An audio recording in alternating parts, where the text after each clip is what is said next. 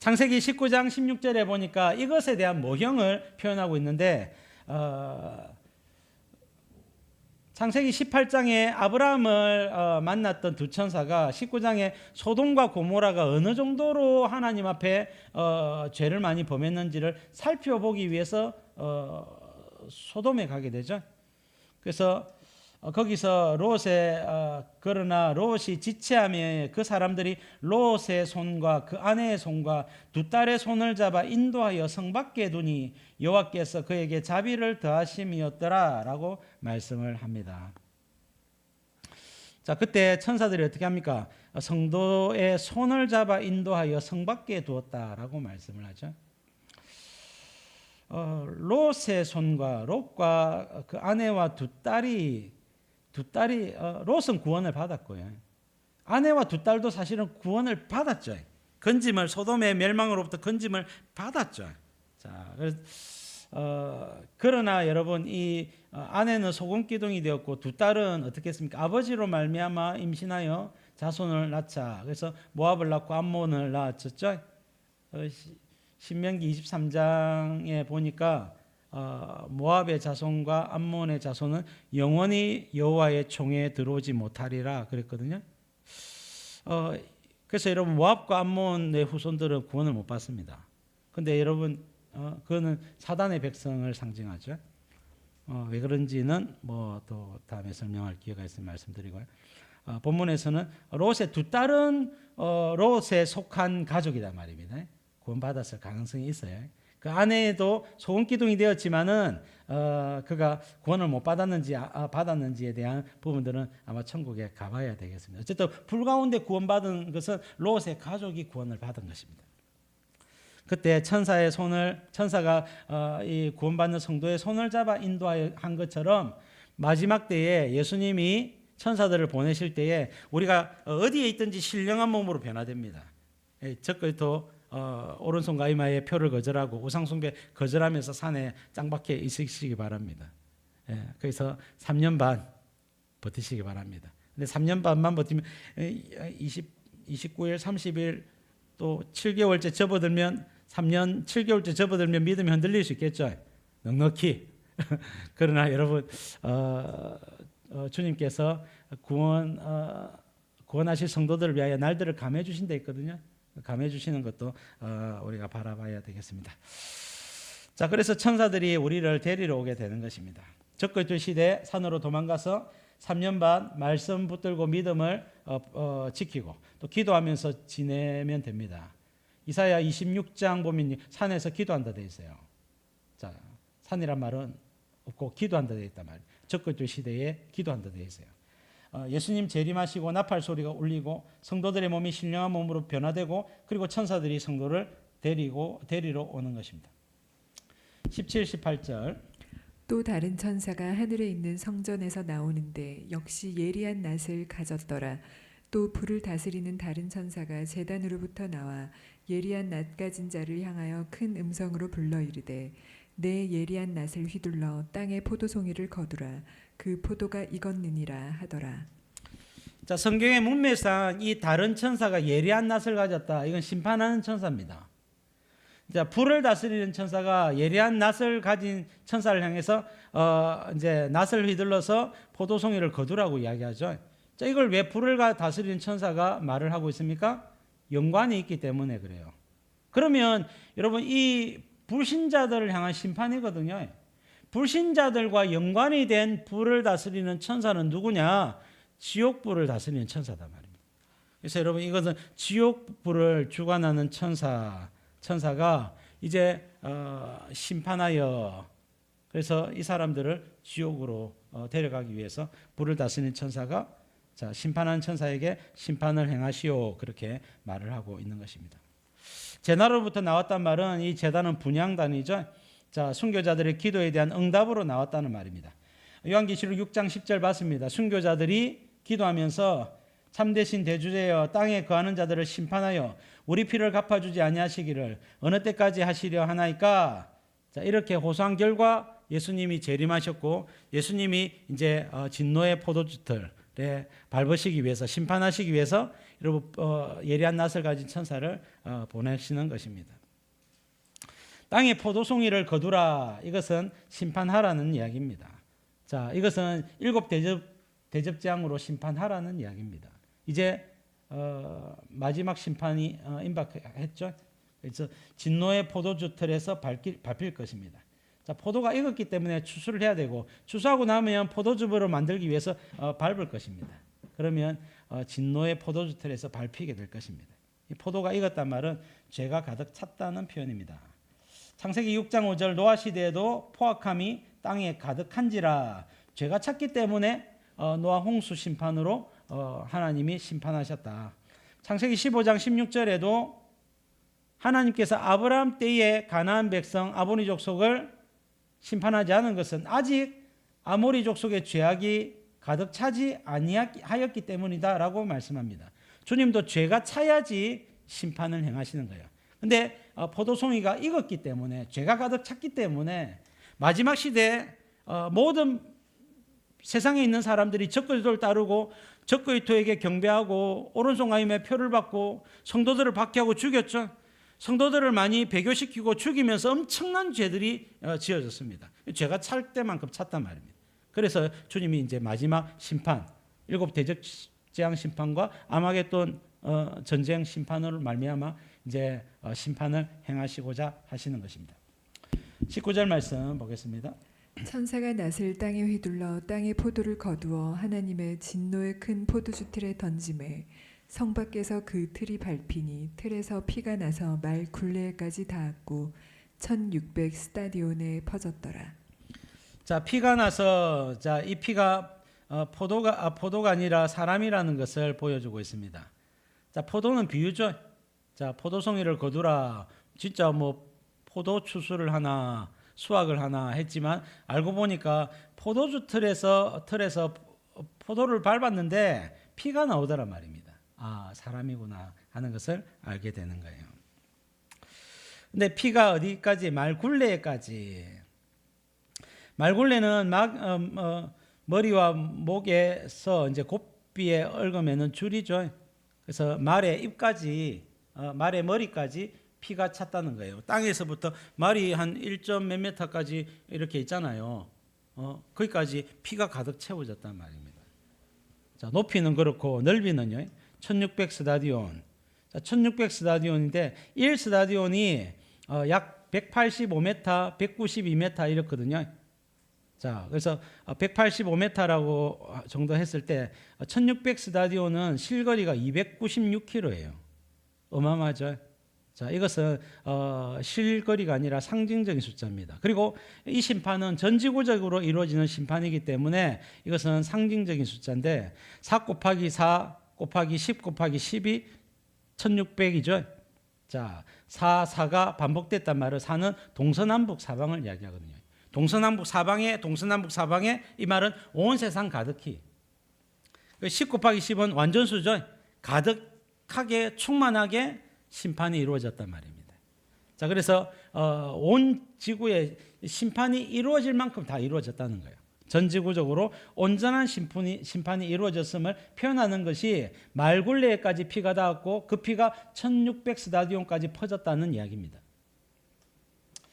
이사야 63장 3절에 보니까 재림 예수님이 심판하시는 모습을 이야기하면서 만민 가운데 나와 함께한 자가 없이 내가 홀로 포도즙 틀을 밟았는데 내가 노함으로 말미암아 무리를 밟았고 분함으로 말미암아 짓밟았으므로 그들의 선열이 내 옷에 튀어 내 의복을 다 더럽혔음이니.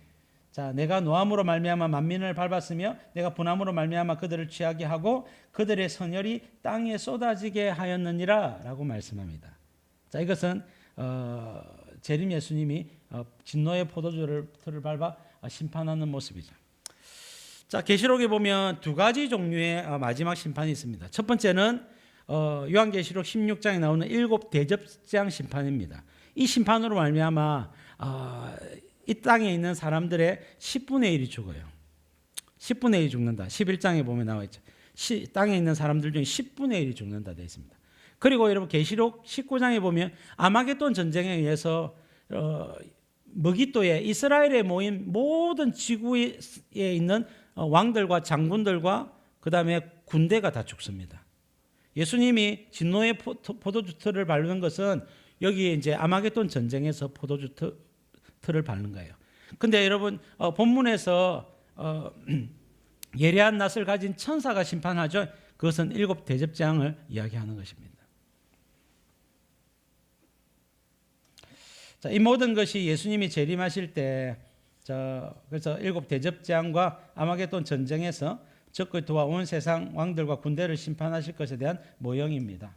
자, 계시록 19장 13절 보니까 또 그가 피 뿌린 옷을 입었는데 그 이름은 하나님의 말씀이라 칭하더라. 예수님이죠. 하나님의 말씀 로고스. 요한복음 1장 1절에 보니까 예수님은 하나님의 말씀이라 되어 있죠.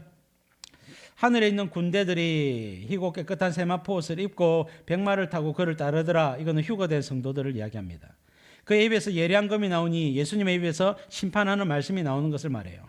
그 말씀으로 만국을 치겠고 친히 그들을 철장으로 다스리며 또 친히 하나님 곧 전능하신 이의 맹렬한 진노의 포도주 틀을 밟겠고 그랬죠. 그래서 재림 예수님의 심판을 이야기하는 아마겟돈 전쟁을 이야기하는 것이 진노의 포도주 틀입니다.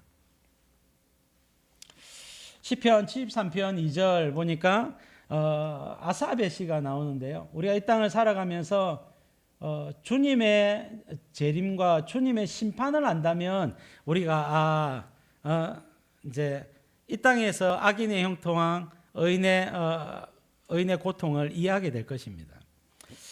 시편 73편 2절 이하의 아사베 시 악인의 형통과 의인의 고통을 이야기하는데요. 나는 거의 넘어질 뻔하였고 나의 걸음이 미끄러질 뻔하였으니 이는 내가 악인의 형통함을 보고 오만한 자를 질투하였음이로다. 악인들이 너무 잘 사는 거예요. 너무 행복해 보이는 겁니다. 예수님 안 믿고 교회 안 다녀도 저렇게 행복하구나. 부러워 죽겠더란 말입니다. 예수님 믿는 나는 가난하고 병들고 그 다음에 교회 섬긴다고 바쁘고 쉴 틈도 없고 늘 여러분 부족하게 사는 거예요. 자, 악인의 형통함 어떻습니까? 그들은 죽을 때에도 고통이 없고 그 힘은 강건하며 사람들이 당하는 고난이 그들에게 없고 사람들이 당하는 재앙도 그들에게는 없나니 그게 쭉 계속 이어집니다. 14절까지 이어집니다. 자, 다 언급할 수가 없어서 12절 볼지어다 이들은 악인들이라도 항상 평안하고 재물은 더욱 불어나도다. 나는 종일 재난을 당하며 아침마다 징벌을 받았도다. 이게 의인의 삶이에요. 의인들은 분초마다 고통을 당하고 분초마다 하나님이 꿀밤을 주시는 겁니다. 내 말씀대로 살아라 안 하더나. 내가 말씀대로 순종하라고 했는데 왜 이렇게 살았니? 라고 주님이 혼내시는 거예요. 그러니까 재난을 당하고 징벌을 받는단 말입니다. 그래서 넘어질 뻔했다는 거예요. 실족할 뻔했다는 거예요. 와, 악인들은 저렇게 행복한데 의인인 나는 왜 이렇게 힘드냐? 왜 이렇게 고통스러우냐? 여러분, 교회는 죄인들이 오는 곳입니다. 여러분, 교인들은 죄인들을 모아놓은 곳이에요.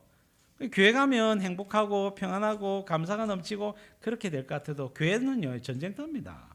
죄인들이요, 여러분 저마다 자기들의 나쁜 기질들을 드러내고 여러분 아직까지 성숙하지 못한 그런 언행을 통하여 사람들에게 상처를 주고 그런 데가 교회예요. 여러분, 교회를 너무 이상적으로 화려하게 생각하지 마세요. 우리가 교회 생활을 하면서 성도들의 연약함을 볼 때가 많이 있지 않습니까? 그럴 때마다 우리가 기도해 주라고, 그리고 여러분 그 모습이 또 내 모습인 걸 확인해라고 그렇게 주님이 주시는 겁니다. 고통이 계속되는 것이죠. 근데 시편 73편 17절 보니까 하나님의 성소에 들어갈 때야 그들의 종말을 내가 깨달았나이다. 주께서 참으로 그들을 미끄러운 곳에 두시며 파멸에 던지시니 그들이 어찌하여 그리 갑자기 황폐되었는가. 놀랄 정도로 그들은 전멸하였나이다. 여러분, 악인들의 결말을 보여주면서 나는 의인으로 살란다 이렇게 결심을 하게 되는 거예요. 여러분, 여기에서 또 보여주는 것이 의인들은요 미끄러운 곳에 두신다 말입니다. 이 미끄러운 곳이 어디입니까? 이 지옥에 던져지는 그 입구거든. 지옥의 입구가 미끄럽다는 말이에요. 참기름이 발려져 가지고 기름이 발려져 가지고 위로 올라가고 싶은데 미끄러워서 아래로 떨어질 수밖에 없다는 거예요. 그리고 파멸로 지옥불로 떨어지게 되었고 갑자기 망하게 된단 말입니다. 여러분 아마겟돈 전쟁도 그들이 적그리스도를 따라서 세계 대통령과 세계 장군들과 세계 왕들이 전부 다 군대들이 모여서 이제 이스라엘을 물리치고 우리가 온 세상을 차지하자 하고는 즐거워하고 있는데 갑자기 예수님 재림하셔가지고 심판하는 말씀으로 다 죽여버리거든요. 마치 사내립의 18만 5천 명의 군대가 예루살렘 히스기야 앞에서 전멸하였던 것처럼 하루아침에 갑자기 망한 것처럼 망한단 말입니다. 기세등등하고 승리할 것 같은 그 찰나에 망하게 된다는 거예요. 예수님의 개입 때문입니다. 그래 성도는요, 영원한 생명과 영원한 영광, 악인의 심판을 내다보면서 이 땅에서 어떻게 해요? 몇십 년 이래 살자는 겁니다. 남은 몇십 년 이래 살다 가자는 겁니다. 우리는 여러분 이 땅에서 살아가는 그 어떤 삶보다 뭐가 중요합니까? 복음이 중요하고 믿음이 중요해요. 전도가 중요하고 양육이 중요하고 봉사가 중요하고 기도가 중요하고 성경이 중요합니다. 자, 그게 바로 성도들의 정체성이죠. 여러분 믿음의 삶을 이렇게 살아가시기를 바랍니다. 히브리서 12장 6절 주께서 그 사랑하시는 자를 징계하시고 그가 받아들이시는 아들마다 채찍질하심이라 하였으니 징계는 다 받는 것이거늘 너에게 없으면 사생자요 친아들이 아니니라. 징계는 무엇의 증거입니까? 여러분 우리가 하나님의 자녀라는 증거입니다. 하나님의 자녀니까 징계가 오는 거예요. 하나님의 자녀라도 말씀대로 살면요 하나님의 은혜를 줘요. 근데 말씀대로 안 살고 여러분 우리 마음에 속사람이 못된 기질 속에 살아가게 되면 하나님이 그런 나쁜 마음 먹지 말랬지. 그렇게 나쁘게 말하면 안 된댔지. 그렇게 자꾸만 이웃에게 해를 끼치거나 나쁜 행동하면 내가 너 좀 혼 좀 나야 되겠다. 그래서 징계가 오는 겁니다. 그 징계는 어떤 형태로 오는 겁니까? 고린도전서 11장 28절 이하에 보시면 성찬에 대한 이야기를 할 때에 그 11장 23절인가 26절까지 이야기를 하죠. 성찬에 대한 이야기를 하면서 사람이 자기를 살피고 그 후에야 이 떡을 먹고 이 잔을 마실지니 성찬식이 어떻게 해요? 주님의 살과 주님의 피라는 겁니다. 그렇게 성찬식을 행하는데 근데 여러분 초대교회 성찬식을 하면서 성찬을 완전히 배채우는 배불리 먹는 식사로 하면서 이웃에게 나눠주지도 않는 그런 사람이 있는 겁니다. 그래서 주의 몸을 분별하지 못하고 먹고 마시는 자는 자기의 죄를 먹고 마시는 것이니라. 이거는 성찬이고 주의 몸과 주의 피를 상징하는 성찬을 행하는데 사람들이 마치 여러분 배 채우려고 점심 먹듯이 그렇게 먹으려고 하고 다른 사람에게 나눠주지도 않고 그렇게 한다는 겁니다. 성찬에 대한 모독이죠. 예수님의 몸과 피에 대한 모독이란 말입니다. 그러므로 너희 중에 약한 자와 주의 몸을 분별하지 못하고 먹고 마시는 자는 자기의 죄를 먹고 마시는 것이니라. 그러므로 너희 중에 약한 자와 병든 자가 많고 잠자는 자도 적지 아니하다 그랬죠. 약한 자는 뭡니까? 가난하고 부족한 자를 이야기해요. 두 번째 병든 자는 뭡니까? 병에 걸린 사람이죠. 잠자는 자는 누굽니까? 먼저 죽은 자들입니다. 여러분 이 땅에서 가난과 질병과 죽음이 뭐 때문에 오는 겁니까? 죄 때문에 온다라고 바울은 지적하고 있는 겁니다.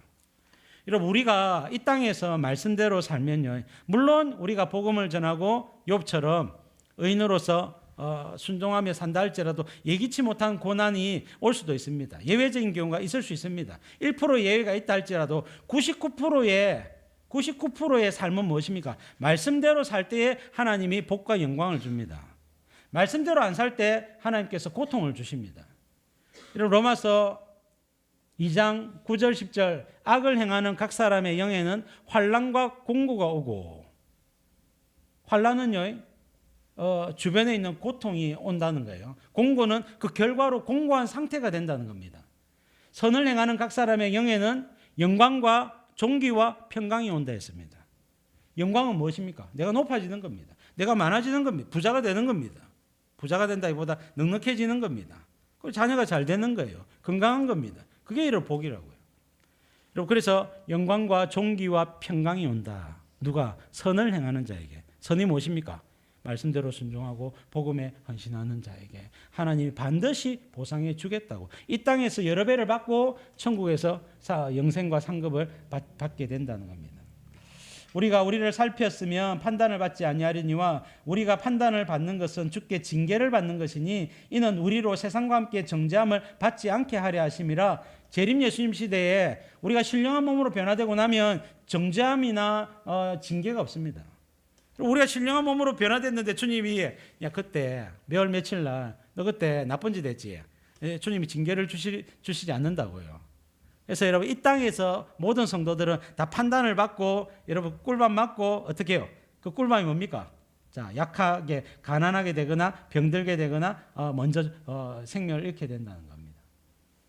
물론 예외적인 것은 있다 했습니다. 그러면 어떻게 하면 될까요? 간단합니다. 선을 행하시면 됩니다. 선이 무엇입니까? 복음과 함께 사십시오. 십계명은 당연히 지켜야 되겠거니와 복음과 함께 사십시오. 십계명도 중요하고 복음이 훨씬 중요합니다. 십계명도 중요하고 복음도 중요합니다. 여러분 복음과 연결하십시오. 내 삶과 내 인생과 내 삶을 복음과 연결해야 됩니다. 그러면요 복이 와요. 하나님이 함께 해주세요. 여러분 나는 원치 않는다 할지라도 자꾸만 그래도 이것도 가지고 가라. 이것도 선물 보따리 챙겨가라 하고 주님이 자꾸만 챙겨주십니다. 자, 그래서 여러분 복음과 연결된 삶을 사시기를 바랍니다. 여러분 천국에 들어갈 사람이기 때문에 예수님 닮게 하기 위해서 징계가 오는 것입니다.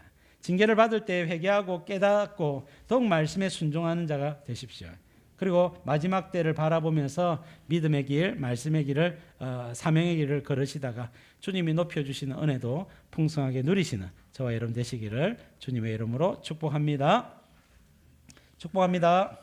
예, 기도 제목 같이 읽겠습니다. 시작. 적그리스도 시대를 이길 수 있는 믿음 주소서.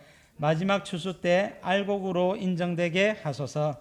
징계를 통해 예수님의 형상 닮게 하소서. 아멘.